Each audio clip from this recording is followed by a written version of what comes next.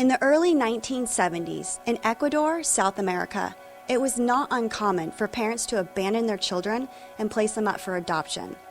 At the young age of approximately 2, Mia was one of those children. With very little information about herself, not even knowing her own birthday, and the notion of a biological sister somewhere out there, she was told in order to find her, it was impossible. Or was it? 37 years ago, I was abandoned in the Andes Mountains of Ecuador, South America. I was about 2 years old. My older sister, who was 5 or 6 at the time, did her best to care for us as long as she could.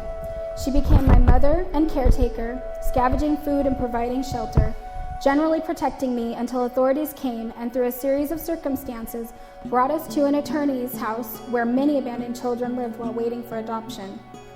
When we were brought there, we had no names, no paperwork, no next of kin. Shortly after being there, I was literally ripped from her arms, and she was never told my fate.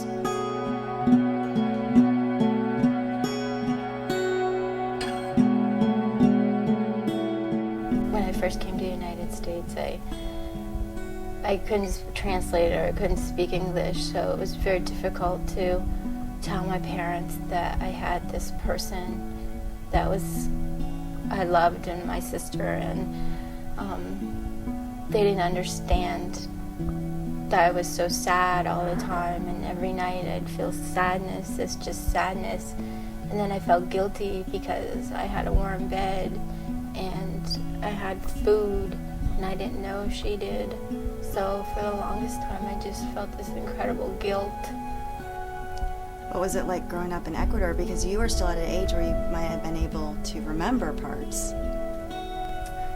It's taken a long time for me to forget a lot of things that happened there. Mia's memories, or I don't know what her memories are.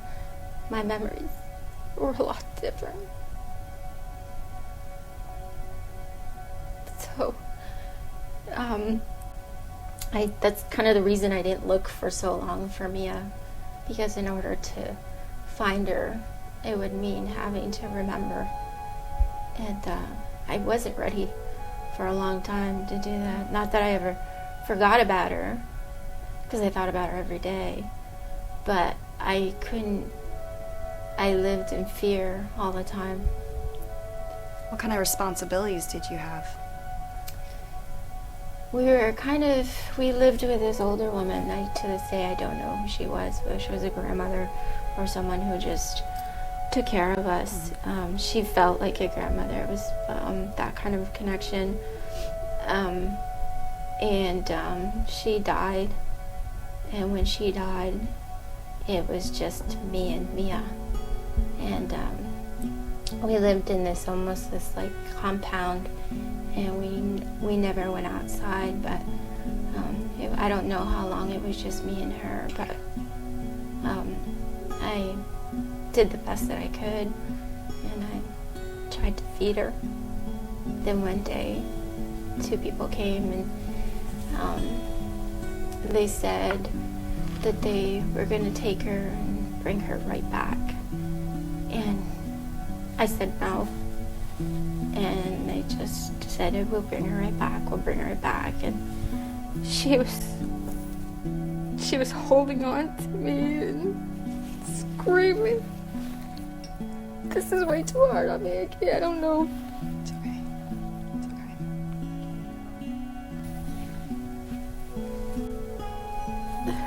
And I just held on to her. I begged them not to take her, but they wouldn't. She was just screaming. They took her and just grabbed her and knocked me on the ground. I just ran after her, but I couldn't find him, I couldn't catch him. And then she was gone. That was the last time I saw her. That was the last time I saw her.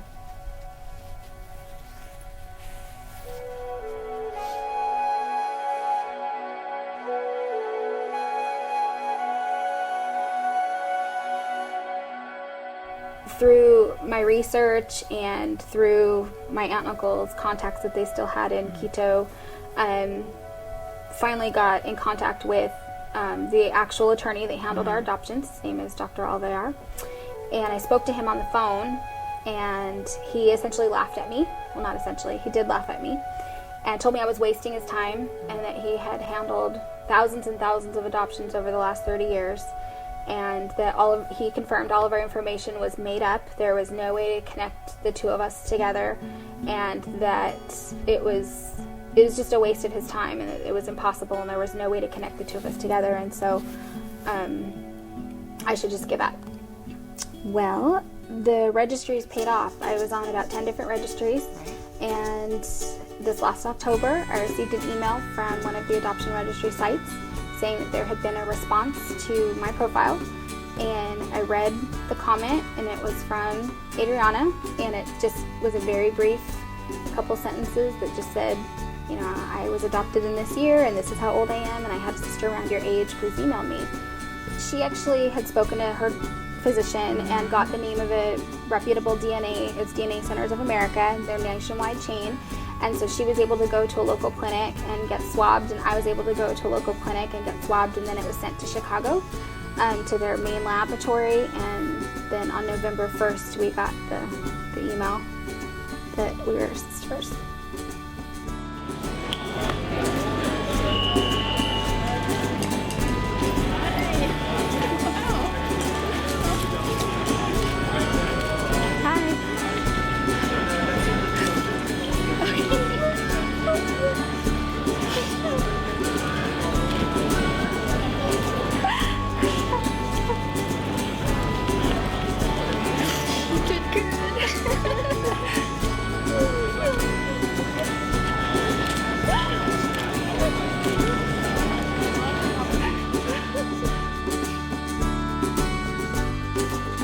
I'd like to talk on the phone once a month. I wish we could afford to spend Christmases together, or, you know, just really continue to email and develop a relationship that's truly sisterly. I want to make, you know, we've missed out on the last 37 years, and I want to feel like I'm a part of her life, you know, from now on, and create new memories and be a part of her daughter's life, and be an aunt, and, you know, that kind of stuff. So that's my hope anyway.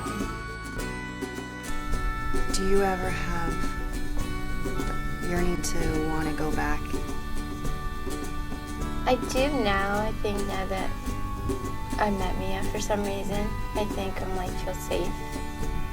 I didn't feel safe there, and that's what I was trying to say, is I didn't feel safe ever thinking of going back to Ecuador ever. I had this big fear that they wouldn't let me come back, so I never wanted to leave.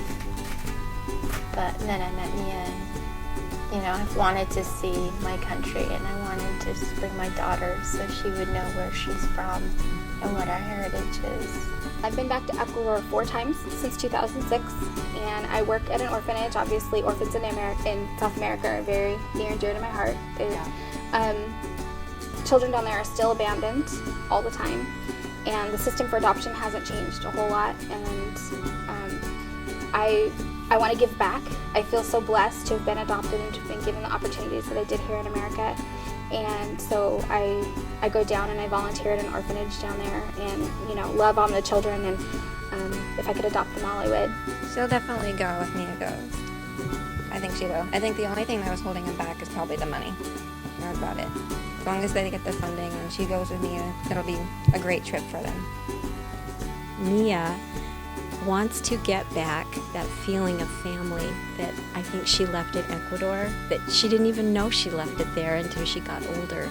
But Mia gives so much back to this church and to people and friends, and I think she wants to give some of that to this sister that she's just found again. It's exciting that she's able to make contact with her.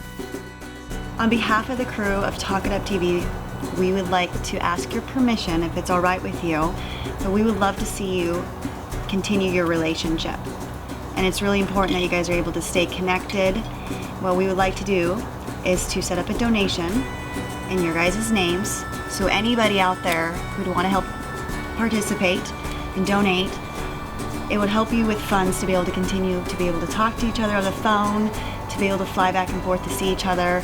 And especially what we'd really love is for you guys to both be able to go to Ecuador together. We want you guys to be able to continue the relationship, and it's a beautiful thing that you guys have, and there's nothing more special than the sisterly bond. So if any of you at home would like to also help and send these lovely ladies back home with each other for the very first time together, you can go ahead and click on this link and help make a donation. Thanks for watching Talkative TV.